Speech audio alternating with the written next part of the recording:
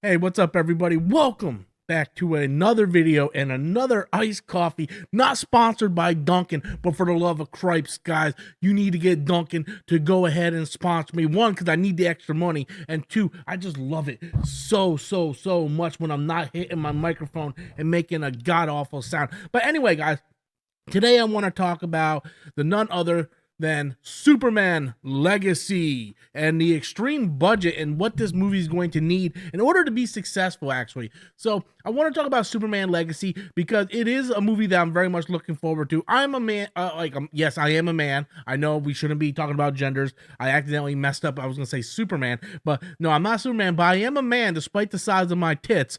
But yes, I am very much looking forward to Superman Legacy by James Gunn.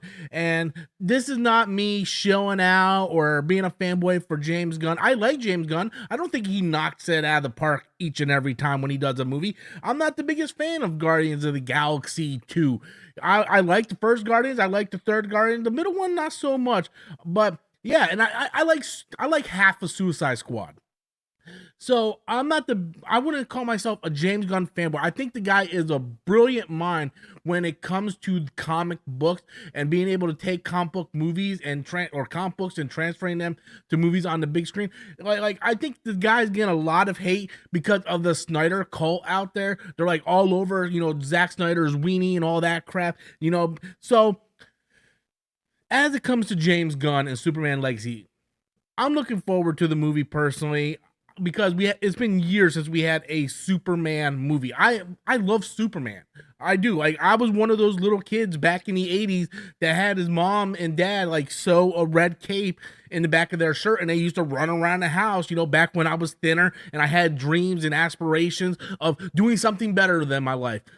Fast forward 35 years later, and here I am in front of YouTube talking about Superman and all those dumb things that I used to do. But yeah, all seriousness, I'm a massive fan of Superman. Superman was my superhero growing up. My cousin liked Batman. It was a great time. It was a great time when I was younger because I remember the Tim Burton Batman movie just came out.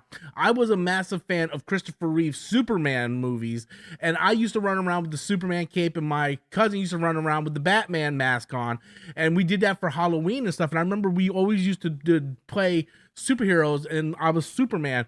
And Superman 2 is my movie. I love Superman 2. Even to this day, I can go back and watch it with all its cheesiness and really enjoy Superman 2 so much.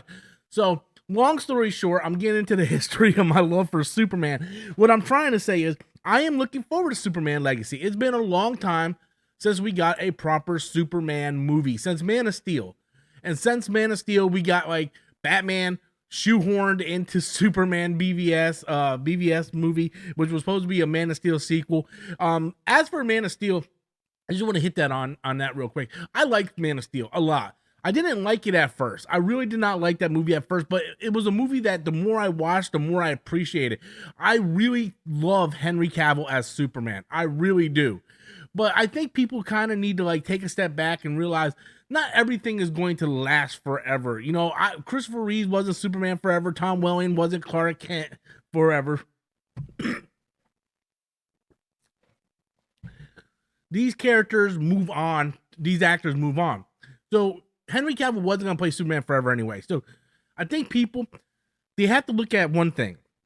Superman Legacy. Are you a fan of Superman or are you a fan of Henry Cavill and Zack Snyder? That's the thing. That's the thing. People are so tribalistic nowadays.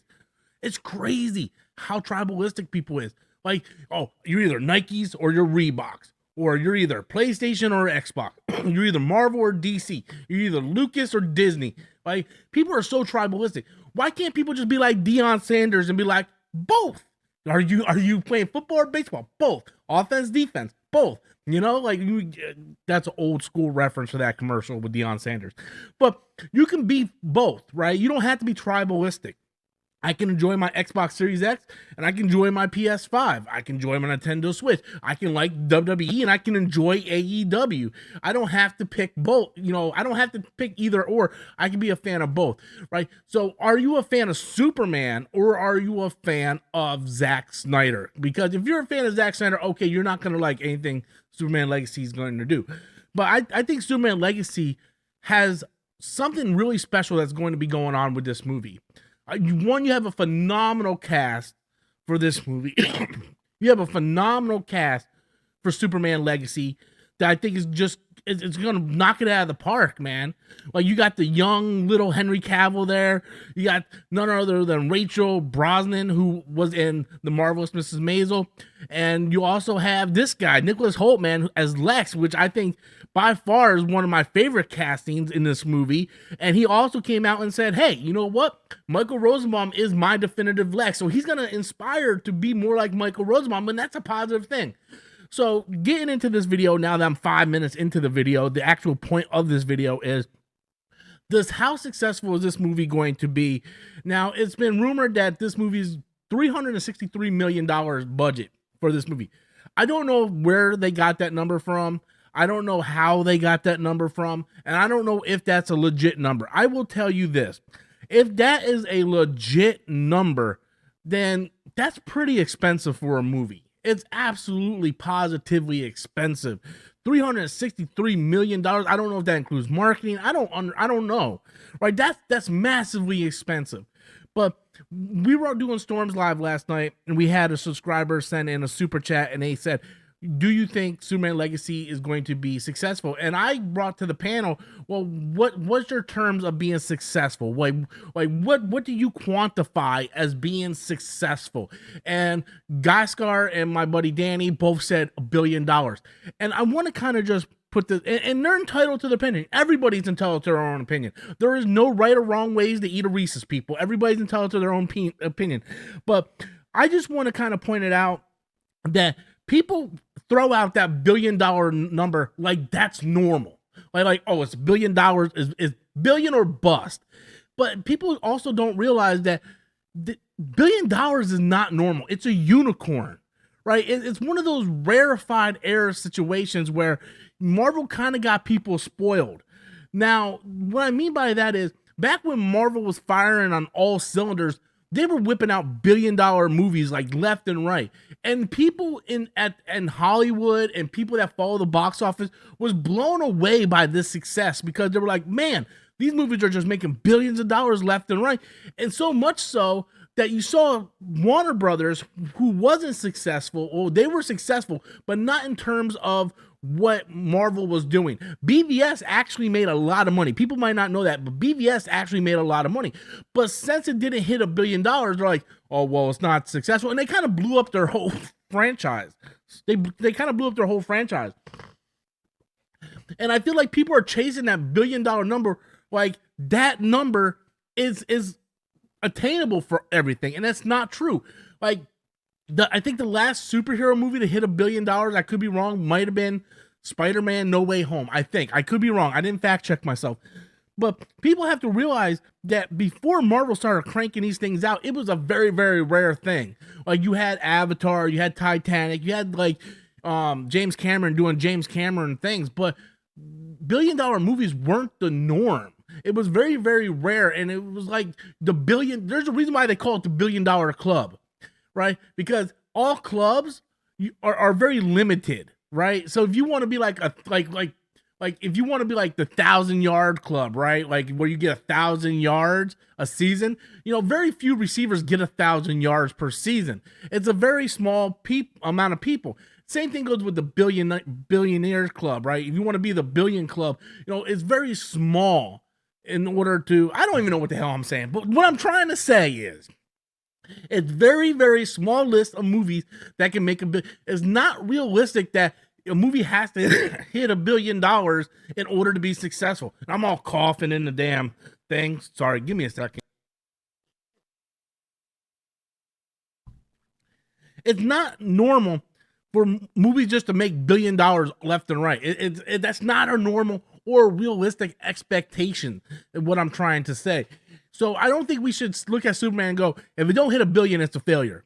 And the problem was with Marvel, after phase 3, a lot of their movies, in fact, all their movies, with the exception of Spider-Man, didn't make $1 billion. And people started looking at like, oh, Marvel's failing.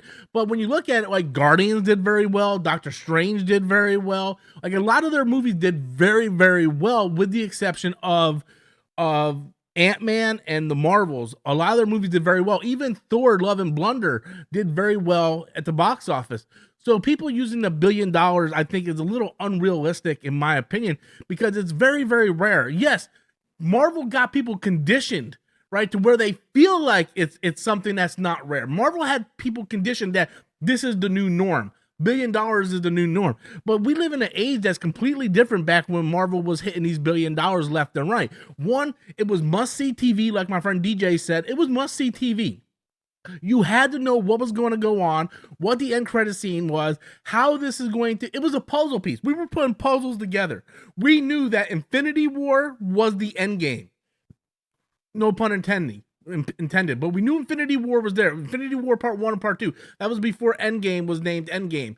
But we knew Infinity War was there. We knew we had to find these Infinity Stones. And what we were doing was we were putting a puzzle together. And each movie that Marvel was releasing added another piece to that puzzle. And as we were getting closer to Avengers Infinity War, the puzzle was starting to become more and more clear. And that gave people intrigue. Intrigue then brought in cash. People don't understand that intrigue brings in money. When you look at something like WCW, when Scott Hall and Kevin Nash went to WCW, they thought they jumped ship from WWE over to WCW, and they were doing an invasion angle. That brought intrigue. That intrigue brought them viewers, which brought them cash. Marvel sort of did the same thing. With each cliffhanger and each Infinity Stone going closer and closer to the Infinity War, we were getting the puzzle in the full view, and it was giving us more and more intrigue, which made there's a reason why Captain Marvel made $1 billion. Because when you have an end credit scene with Samuel L. Jackson, Nick Fury, he knows he's about to die, and the last thing he does is he tries to summon Captain Marvel, that intrigue made everybody go, well, if that was what he was going to do, then we need to find out how badass she actually is. If that's what Nick Fury's final moment was going to be, was summoning her for help, like that must be like their secret weapon or something. So everybody went and saw Captain Marvel, and it made over $1 billion. The problem with phase 4 now is we don't have that intrigue anymore. And that's why their movies aren't doing as well. There was intrigue with Spider-Man No Way Home. One, it was like the final movie in that Spider-Man trilogy with the Tom Holland trilogy. We were bringing back Andrew Garfield. We were bringing back Tobey Maguire. Venom was supposed to have a role in it and all that. There was a lot of intrigue in there. Same thing with Doctor Strange Multiverse of Madness. A lot of intrigue in there. But we don't have the same puzzle piece scenario going on. They're trying to do this thing with the Kang Dynasty, but it wasn't until late into phase 4, early phase 5, where they started actually throwing in the intrigue. By that time, the fans really kind of lost all interest. Not only that, but the movie scene is so much different now, where you can stay home and you can watch these movies in a very high quality standard weeks after it's released. I watched Argyle yesterday. That movie came out in theaters like 3-4 weeks ago. I watched it at home on my 75-inch TV, and I didn't have to worry about an inconsiderate prick up front on their cell phone the entire time. So the movie landscape has changed a lot. And realistically, I think people should not look at Superman Legacy and think, oh, it's either billion or bust. That's not fair. I think the way we need to look into this movie is two things. One, did it review well, both critically and with the audience? Does it review well? Does the audience like it? Do the critics like it? That is the first hurdle you need to get over. Because let's be honest, in the DCEU, yes, some of the fans liked a lot of those movies, but critically it was not successful. And you may think, well, critics don't matter. I don't care. Critics do matter. If critics don't matter, then we wouldn't have critics. I'm just going to be honest with you. If critics and Rotten Tomatoes did not matter, and you want to be stubborn and bullheaded and all that and say, oh, critics don't matter, then you're insane, because critics didn't matter, we wouldn't have that. Because critics is what gets the word out. There's a reason why they have showings months in advance. There's a reason why, Sean Chandler and Jeremy Johns and Cody Leach and all these guys, there's a reason why they get press screenings to see these movies, because they are influencers and they get the word out on whether a movie is good or not. And there are a few people, I'm not one of these people, that will see a review and that will make them go see a movie. Me personally, if I think a movie is going to be good and I want to see a movie, I don't care what the review is, I'm going to go see it. I'm one of those people, right? But I'm not one of those people that think, hey, well, this guy gave it a bad review. If I'm looking forward to a movie, let's just say hypothetically, I'm looking forward to Ghostbusters, Frozen Empire, and Jeremy Johns, who I follow, gave it a negative review. This movie's ass hat, blah, blah, blah. Nothing in his review is going to make me not want to go see the movie. If I want to see the movie, hell or high water, I'm going to go see the movie. So I think the first hurdle that Superman needs to get over, it needs to be both critically rated and rated by the fans. It needs to both be very well reviewed. It needs to be a well-reviewed movie. Critics need to like it. Fans need to like it. That's the first hurdle. The second hurdle is it doesn't need to make $1 billion. It just needs to make money. And what I mean by that is it needs to have a profit. Everybody loves Spider-Man 2 on the PlayStation 5, right? PlayStation 5, one of the best games last year, nominated for Best Game of the Year. Do you guys know that that movie, or that game rather, I mean, it feels like a movie, that game really didn't bring in that much of a profit. It cost well over $300 million to make, and they sold, I think, maybe 15 million. I don't know the exact numbers, so don't quote me on it. But the point I'm trying to make is the game did make money, but it didn't make a lot of money. It barely broke its actual budget margin. What I mean by that, it barely made the profit margin that they were looking for. It's a profitable game, but it didn't make Sony so much money that it's like, oh my God, we could spend $500 million on the next one. That's not how it went.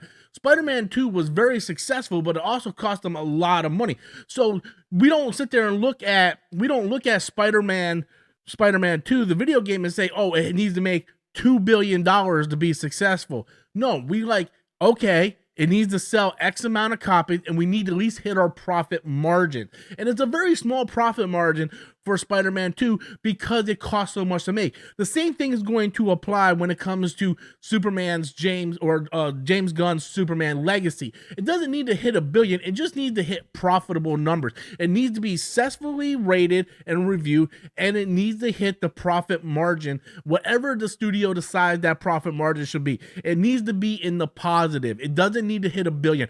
Everybody who thinks that movies need to hit $1 billion in order to be successful, one, doesn't know how the movie industry works, also don't understand how the budgets and finances of these things work. Because right now we're living in an era where everything is costing a lot of money. Video games prices are going up. That's why we're seeing studios all being, canceled. Like games are being canceled. Studios are being let go. Studios are being shut down. Game devs are being let go because these games are like, even Insomniac, who just made Spider-Man, one of the most successful games of last year, they just laid off a bunch of people in the Insomniac.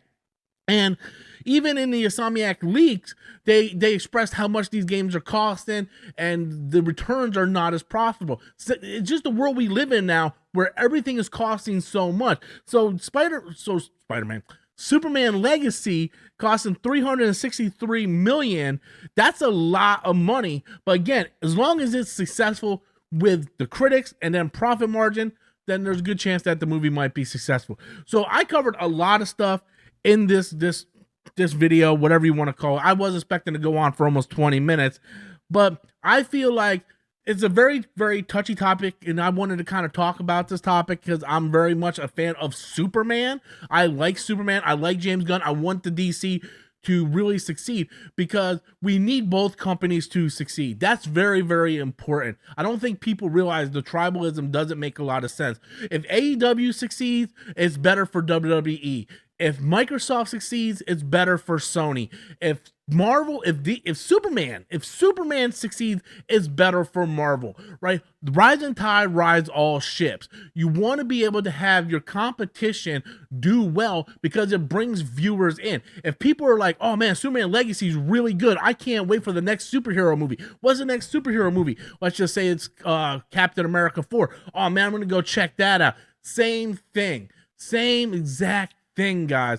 If you want everybody to be on the same page, competition brings out the best in every product. There's a reason we have a Burger King to McDonald's or a Coke to Pepsi. There's a reason why we have these alternative selections, because it does better for everybody's business. You might be an Android fan, you might be an Apple fan, but you know what? It brings business to everyone. Whenever we have a company that leaves the space, it creates a monopoly, and that's not good for anyone. We see the failures of the DCEU, and I would like to say that that contributed to some of the failures of Marvel this past go around with Phase 4 and Phase 5. It didn't help that their movies were badly poorly written, and Disney Plus was kind of ruining a bunch of things. But what I'm saying is, if we get more high quality DC movies, that's going to bring more fans into superhero genre, which will raise it'll raise everything. Rising tide raises all ships. So I went on for 20 minutes now, guys. I do apologize for that, but I want to thank everybody for watching. If you stuck around all the way to the end, I want to thank you guys. I want to do like more types of videos like this where I come out and I actually have like a long video and have a discussion on everything I want to talk about. I will probably grab a throat lozenge next time, so I'm not coughing halfway through it. My throat gets dry, I start coughing. It's a mess.